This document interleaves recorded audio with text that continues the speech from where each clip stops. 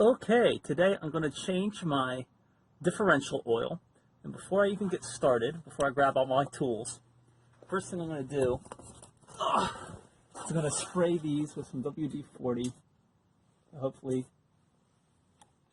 loosen all these up so by the time I get to it, it's a little bit easier to take those off. And I'm also going to do it to the bolt behind, fill bolt.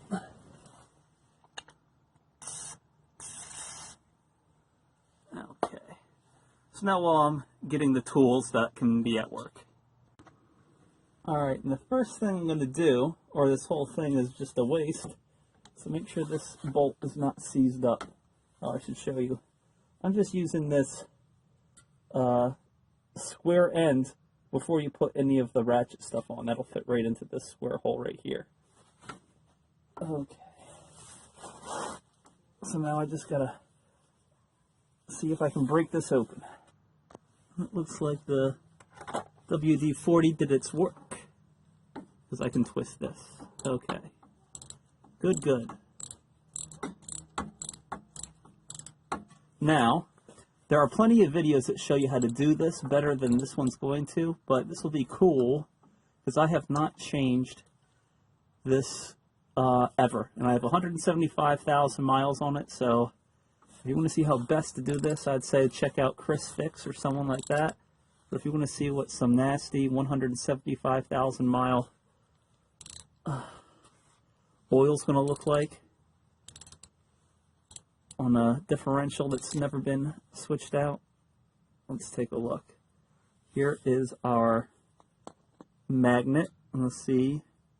Oh, a whole lot of metal on here. Oh yeah. It's got a lot. I got to clean this off so much. So what happens in that differential is the differential gears grind and churn over the lifetime of the car, and little metal fragments off those gears can pop off and they get stuck onto the magnet here. And you can just see all this gray stuff is just metal filings that stuck to this as I took it off. And you got some really thick chunks. I wish I could show you how tall that pile sticks out there, but there was a lot on here, so definitely due for its change. Alright, now it's time to remove this guy off. I got my oil pan in place. Let's see if we can take these off as easy as we took off the fill plug. We can do this in a star pattern. Oh. I'm glad I put the WD-40 on there. These are on there pretty tight.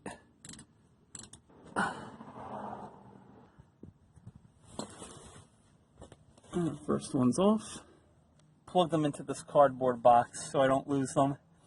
Now I got to pull out the rest. Based off of our star pattern, this is the next one. And the reason we're doing a star pattern is we don't want this to bend. We want our backing plate on this differential to stay straight. And if we took them all out from one side, it has a tendency to bend towards whichever one is the last bolt taken out. So this we'll get it out evenly.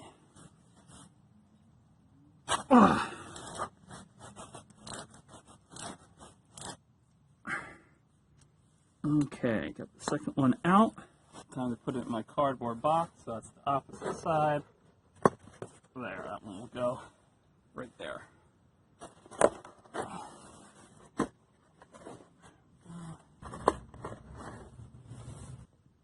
Here, check out this pain in the butt. I have this pipe going across here that's sort of blocking this, so I'm going to have to use an extender for this one. Let me see if I can work around it. Should I go over? Probably under. Yeah.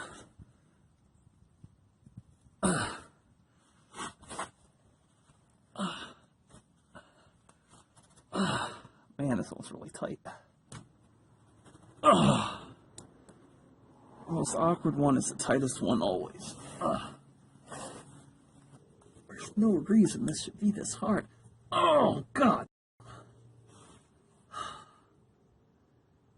I'm going to spray some more of that stuff on this one. Man, oh man. Just keep the tag on there.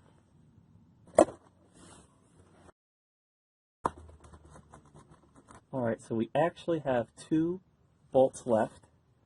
One at the top, out here, that is loosely attached. I've undone it mostly.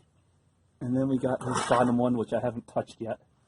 So let's see if I can get that one taken care of. There we go. Alright, let's see what some nasty 175,000 mile oil is going to look like here.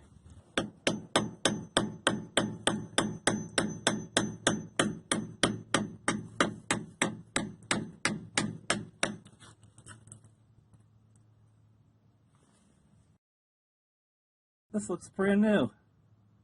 Well, whatever.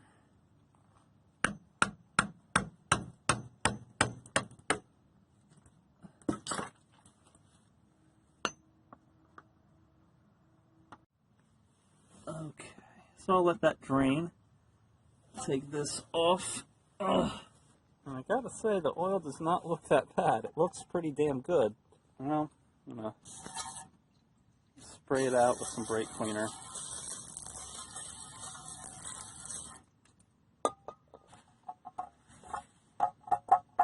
It'll still be better. Alright, so now I'm just using this scraper to scrape all this material off, get this nice and clean.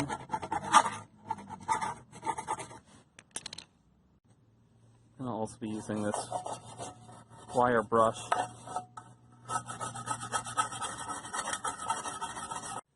Okay, so we got this thing off, and now I'm trying to clean it off real good. It's just about all done. I'm going to clean it up a little bit more, give it a once over, and then we'll be ready to put it on. But before I put it on, I actually have the gasket for this thing. Lots of other guys like to use the goop to put on there, but I actually got the gasket that'll fit, so that should make things a little bit easier for me.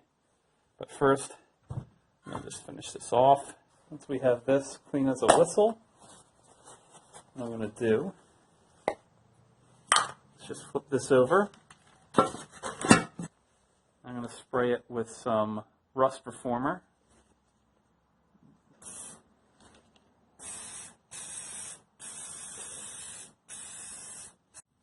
Okay, there it is. We're going to make sure that we want to clean the edges off. Give the same wire brush treatment and scraper treatment around the edges here before we go on and put the cover back on. Okay, so I'm going to be using this. I'm going to take this out and use this as my seal instead of needing to use the goop. Alright, this is drained and cleaned off. Now I can put the cover back on. One thing that'll make this a little bit easier, got all of these ready to go on my box. So I just need to put it back up. Alright, so I got these all hand tightened up. So now I just want to tighten them all real quick. Okay, we're down to our final step here, which is filling it up with new oil. It seems like everyone on YouTube that does this has a fancy pump to get this oil in there, but the bottles come in these little skinny things now, so you don't really need a pump. You can just throw this up there and then squeeze it until it comes out and leaks. And right there, now it's coming out. And you guys didn't get to see that, but that was actually my 4th bottle, so that was 3.5 quarts that I used to fill up my differential. Now we can just put this cap back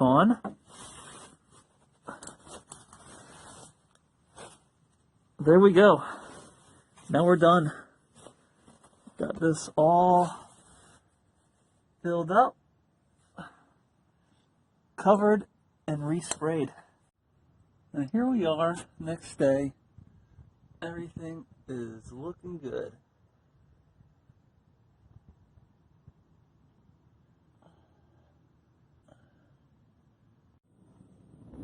Okay, we're just doing a quick road test.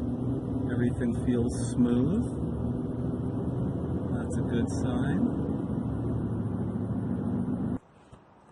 Okay, here it is after our test drive. And then nothing leaking underneath.